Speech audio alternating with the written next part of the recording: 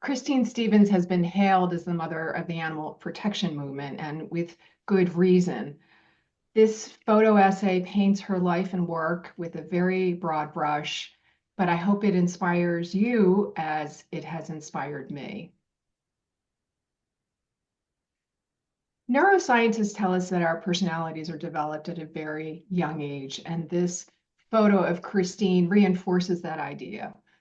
But we're also shaped by experiences and opportunities that change the trajectory of our lives. And that certainly was true for Christine, who used every opportunity presented to her to move the needle for animals. She was born in 1918 in St. Louis, and her family moved to Ann Arbor when her father, Robert Giselle, who was a physician, was appointed chair of the physiology department at the University of Michigan. Christine studied at the university at the College of Arts and Sciences, and while she was a student, she met her future husband, Roger Stevens, who was several years older than she was. Roger was remarkable. He had been admitted into Harvard, but the Depression derailed his studies, and he was forced to work at a Ford assembly plant to support himself and his family. He was completely self-taught and self-made and was already very successful in the real estate world when he and Christine married.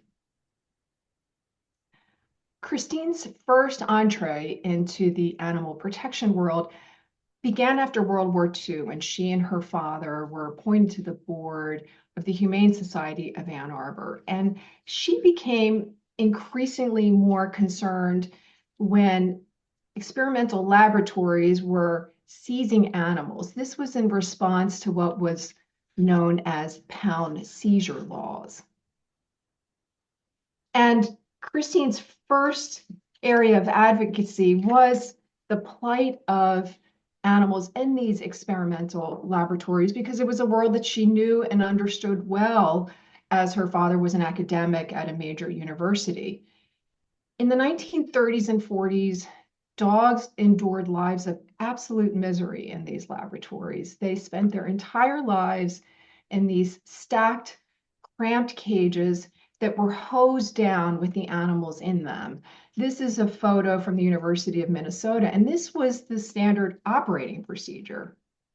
And while there was a laboratory at the University of Michigan, where Christine's father worked, he was an outlier because he was extremely concerned about animal welfare. And he built outdoor runs for the dogs, he housed them in pairs, and very importantly, he ensured that they were given adequate anesthesia. The number of biomedical laboratories exploded after World War II. And there were two very polarized camps. You had your researchers and scientists who experimented on animals with impunity and without regard for their welfare. And on the other side, you had the humanists, sometimes known as anti-vivisectionists, who believe animals should never be utilized for research or for any other purpose. Christine wanted to create a path in the middle. She steadfastly insisted that the middle course must prevail because there needed to be more tolerance between these two groups in order for any progress to be made. And from day one, AWI and Christine focused their work and based it on and grounded it on science. AWI's mission was to promote the welfare of animals and to reduce the amount of pain inflicted upon animals by humans. And Christine's father served on the advisory committee along with other scientists. A few years later, she realized that legislation was the key to making change. And so she created the lobbying arm of AWI 4 years later, which was called the Society for Animal Protective Legislation, which was the first lobbying entity in the United States for the promotion of animal welfare.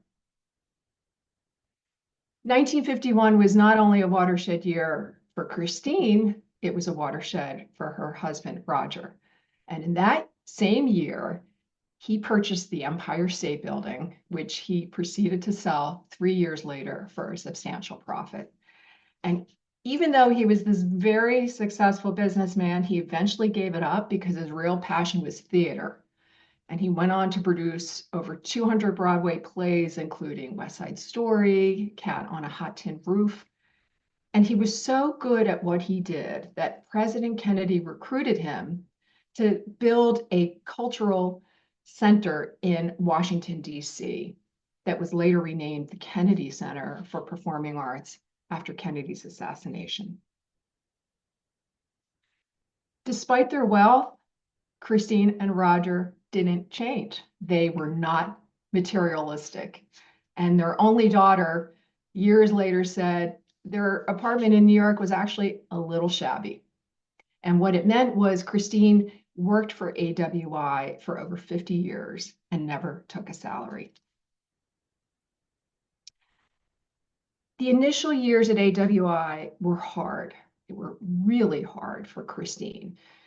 Researchers were experimenting on animals, nothing was changing, and she knew a better way existed, not only because of the example of her father, but she traveled to Great Britain and visited laboratories and saw that there was a much greater emphasis on animal welfare. And she developed a very good relationship with this man, Major Charles W. Hume, who was the director of the university's Federation for Animal Welfare, a nonprofit that was sort of an umbrella group for all these university laboratories. She said he was a brilliant person who contributed strongly in informing AWI's approach. And here she is bestowing him with AWI's highest honor, the Schweitzer Medal. This was shortly after AWI had been formed. Albert Schweitzer was Christine's hero. Like her father, he was a physician and a humanitarian, and he had authorized AWI to name a medal after him that AWI presents to individuals in recognition for their outstanding achievements in animal welfare. And on one side, it's embossed with reverence for life. The other side has this image of Schweitzer with his dog, with his famous quote, "We need a boundless ethics that will include the animals also." AWI was always much more than a think tank. And yes, while their scientists were writing reports and books that they were distributing to other scientists free of charge, they were also documenting the cruelty that existed in these experimental laboratories and also at the hands of these dog dealers who typically stole family pets and gave them and sold them to experimental laboratories. This work was always disturbing and sometimes downright dangerous.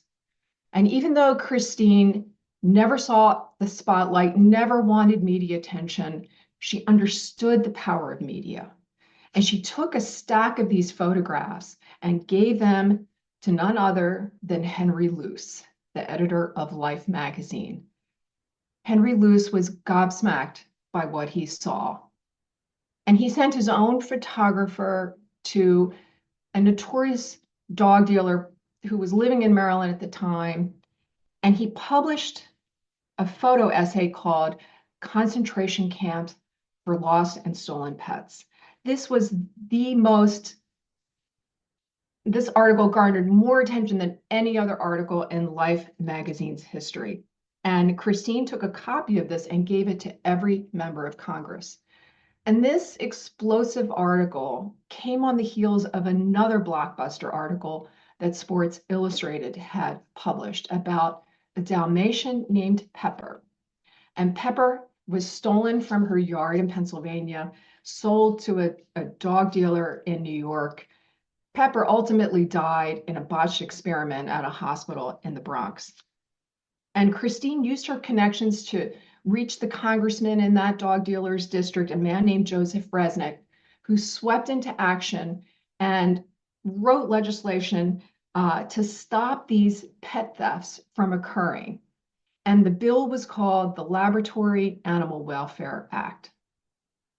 And Christine testified in support of the bill, which did pass President Johnson signed the bill into law in 1966. And Christine lamented that it did not go as far as even the British Cruelty to Animals Act that had been enacted 90 years earlier. But this victory was so long and so difficult to achieve. She never gave up.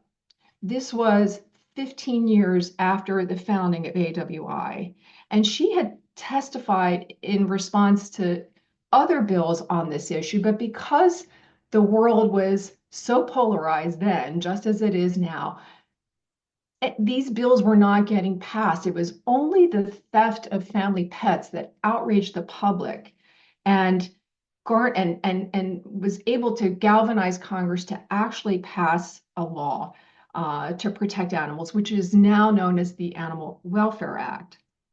And she had this very pragmatic approach to legislation. She said, we've always tried to do things that were possible and that would gather adequate support to get a majority opinion in Congress. And that's how she effectuated change. But this was obviously not the only issue that she worked on.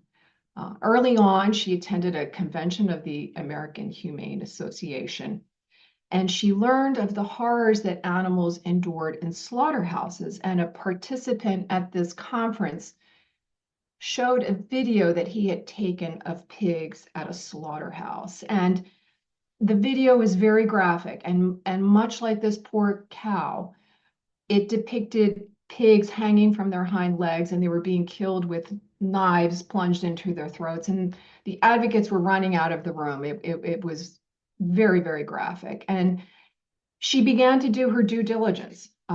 Christine visited packing houses in Chicago and learned about the suffering of livestock. They were typically stunned with sledgehammers at the time. And this is when she recognized that legislation was needed, and when she created the first lobbying entity in the United States for the protection of animals. And she worked very closely with Senator Hubert Humphrey, who introduced the Humane Methods of Slaughter Act, which required meat companies to stun animals prior to killing them. And once again, she testified in support of a broader act that would have protected poultry, which did not pass. And even though she looks demure in this photograph, she knocked the socks off of Congress. In an article written at the time in Harper's Magazine, a reporter noted that virtually single-handedly, she brings to bear the most powerful and persistent lobbying force Washington has seen in a long time. Congressmen described her as sure-footed and relentless, and she was tough and relentless. When she described her work, she said the secret to lobbying is to wear the man down. Keep on, don't let the issue die. And she had tremendous credibility, like a good trial lawyer. She was very prepared, and she never exaggerated. And the battle for the Humane Methods of Slaughter Act was much quicker. This bill passed in about 3 years, and here she is presenting the Schweitzer Medal to Senator Humphrey. And even though the Humane Method of Slaughter Act was amended multiple times, she acknowledged 30 years later that progress had derailed because agribusiness had taken over farming in the United States, and the US Department of Agriculture was very lax in its enforcement even early on. And she said it's shocking to see what's happened for the simple reason that they are trying to extract every cent out of every animal that they kill. And even though she deplored this institutional cruelty, she never advocated for veganism or even vegetarianism. And AWI actually supported and continues to support humane family farmers. She said, we're not working on any bills to give animals rights. We attempt to do things that we know can actually get passed in the foreseeable future, and we have to fight to prevent even prior achievements from being broken down. That's how she worked. She was very pragmatic and she was very effective in her work. Early on in 1955, Christine and AWI deplored the use of steel jaw leghold traps, calling them one of the cruelest inventions of man. And she testified on numerous occasions for less cruel trapping methods. This was a lifelong cause for Christine, and she protested against the use of these barbaric devices even well into her 70s. AWI worked beyond the borders of the United States and was among a small coalition that called for the protections of imperiled species internationally. And critically, she was a delegate at the Plenipotentiary Conference at the US State Department that resulted in the Convention on the International Trade in Endangered Species of Wild Fauna and Flora, more commonly known as the CITES Agreement. AWI also helped initiate the Save the Whales campaign in 1971 and called for a moratorium on commercial whaling. And through Roger's work at the Kennedy Center, Christine got to know lots of musicians and artists and cultural icons, and she utilized and worked with many of them and encouraged them to be ambassadors and advocates for the cause. And here, of course, is Mikhail Baryshnikov wearing an AWI Save the Whales t-shirt. Christine testified in support of the Marine Mammal Protection Act, and while words had always been her stock in trade, she said very little at the hearing. Instead, she played an excerpt from Songs of the Humpback Whales, and then she rested her case. The Marine Mammal Protection Act passed with broad bipartisan support in 1972. She also attended every meeting of the International Whaling Commission, which held its meetings for years in London until protesters overtook Trafalgar Square. And in 1977, the IWC moved its meeting to Australia with the hope that it would be too inconvenient for advocates to attend. But there she was, and a reporter said, there she will be, hassling the tar out of commission members who don't see the light, and hassle the tar she did. In the early 70s, Christine and Roger moved to Washington, and on the very day that we bury our 39th president, it's fitting that we see Christine at the White House, sitting opposite Jimmy Carter. Her face is hidden. But she had been a very effective advocate for over 2 decades at this point. Never the shrinking violet, here she is confronting Caspar Weinberger over cruel experiments that the Department of Defense was conducting at the time. And by the mid-80s, Christine and Roger were in high demand. She was so respected for her work. She had been called the Duchess of the Defenseless. And Roger had brought the Kennedy Center to Washington. He was their Kubla Khan. He was the man who brought opera, theater, ballet, and symphonic music to the nation's capital. Everyone wanted them at their dinner table. And in a very candid moment during her oral history, she sometimes said to Roger, I don't want to go out. I just want to stay home. And Roger would say to her, Christine, you need to go because you never know who you're going to run into. And she said, sure enough, he was right, because Washington was much less transparent and accessible at the time. It could take weeks to get an appointment with a congressman. And she said, so often I would run into that very congressman I had spent weeks trying to meet. Jane Goodall may have said it best. Millions of animals are better off because of Christine's very effective advocacy. And that advocacy extended well beyond the walls of Congress.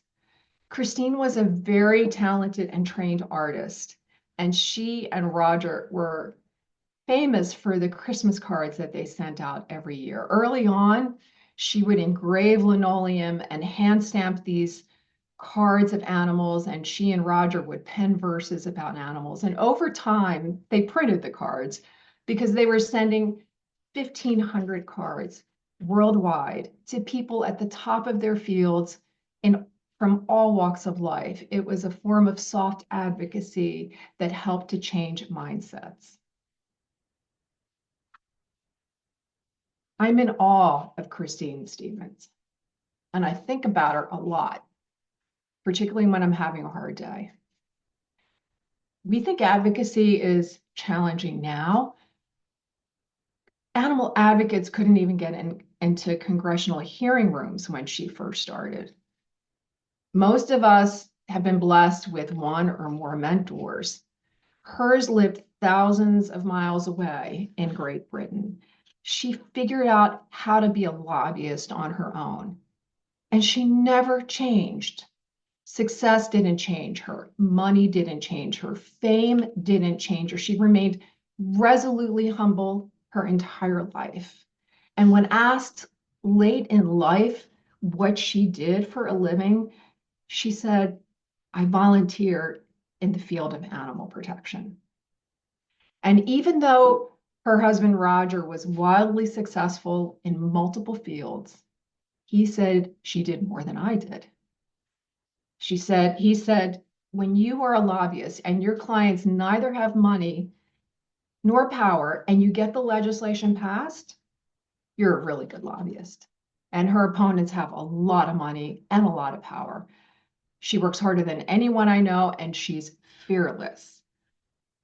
Christine Stevens is not as well known as she should be, but she's an inspiration and a refreshing respite in our ego-driven world. Christine Stevens continues to guide the remarkable work of AWI. And I wish to thank and acknowledge Kathy Liss and Dave Tilford for their tremendous help with this project. Thank you.